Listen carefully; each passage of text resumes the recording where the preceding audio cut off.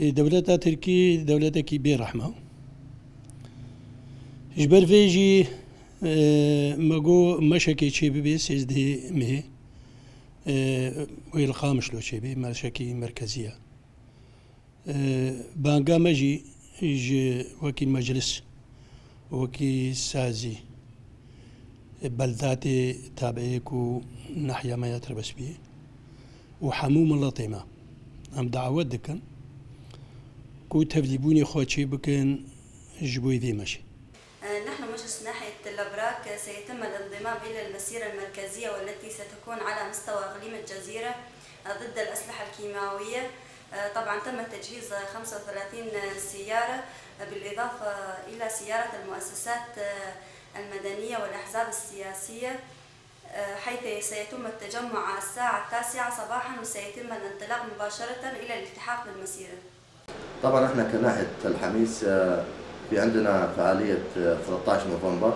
طبعا من أجل هالفعالية هذا نظمنا وهيئنا نفسنا أنه يكون في 50 سيارة و600 ل 700 شخص. طبعا فوق ال 50 سيارة راح تكون في سيارات المدنية بالانطلاق بموكب إلى مدينة في مؤسسات إدارة ذاتية ومشاركة من الشعب. طبعا راح يكون عددنا من 600 ل 700 شخص. طبعا كمكتب التنظيم ناحية الحميس طبعا نسقنا مع المجالس والبلدات في الناحية. لدينا 5 بلدات في ناحية الحميس، هي ناحية جزعة وناحية أبو جرم وعكاظ وتل أحمد ومركز الناحية.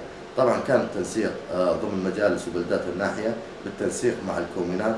طبعا الحميس 360 قرية يوجد فيها 360 لجنة تنظيمية لجان الكومين. نسقنا مع الكومينات وموجهاء المنطقة من أجل هذه الفعالية.